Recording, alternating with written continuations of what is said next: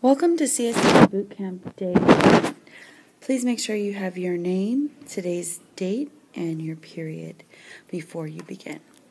Our objective for today, students will be able to independently work towards mastery of various topics by completing topic lesson cycles and record their progress by checking off each completed lesson on a progress tracker.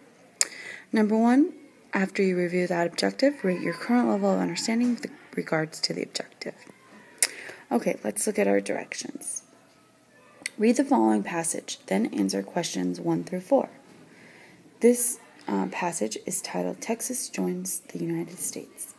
Texas was a separate nation for almost 10 years before it became part of the United States in 1845. Texas was the 5th state to become part of the United States. The United States hesitated before making Texas a state.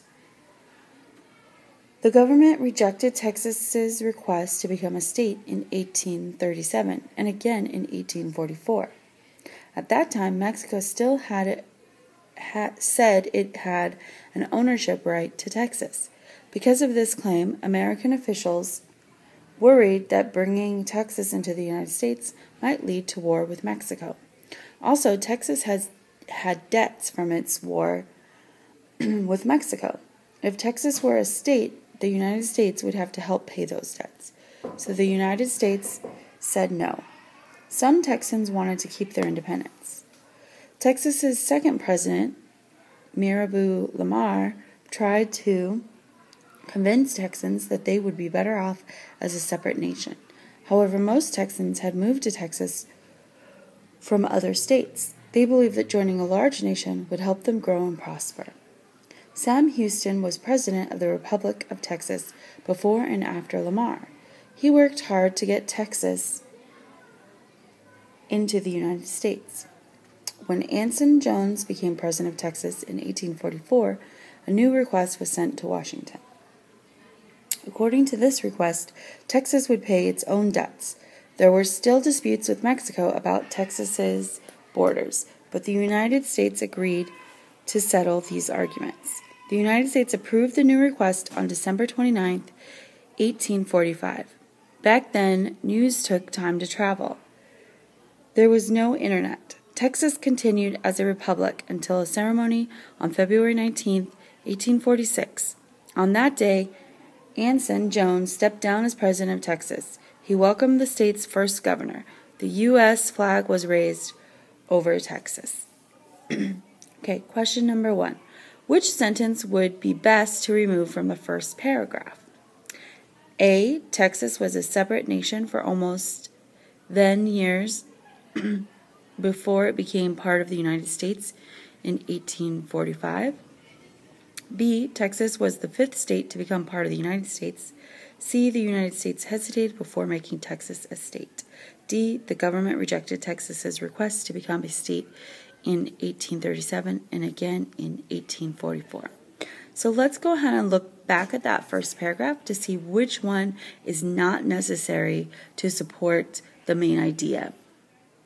So we can see that first sentence, Texas was a separate nation for almost 10 years before it became part of the United States in 1845, is the main idea. So let's look at which sentence does not support that. If you look back at the question, becoming the 5th state doesn't really have anything to do with the fact that it was a separate state. But however, the next two do. They hesitated and rejected. So these C and D are both sentences about why Texas was a separate nation for 10 years. B does not support that. So the answer is B. That's the one that we would remove. Question 2. Which of these sentences would be best to add as a transition at the beginning of the second paragraph? Right? So let's go look at the second paragraph. At that time, Mexico said it had an ownership right to Texas. Okay, so which would be the best transition? The history of Texas is complicated. It's not easy for a state to be adopted into the United States. Why was the United States so uneasy about making Texas a state? Or the state of Texas needed to join the United States to alleviate their debt with Mexico. The best transition to add to paragraph 2 would be A. The history of Texas is complicated. Because the paragraph talks about the various reasons why it's hard to add Texas to the United States. Go ahead and turn your paper over. Number 3, which of these sentences would be best to remove from the 5th paragraph?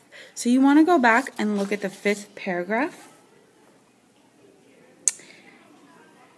And let's go ahead and look and see which sentence does not support the main idea of that paragraph.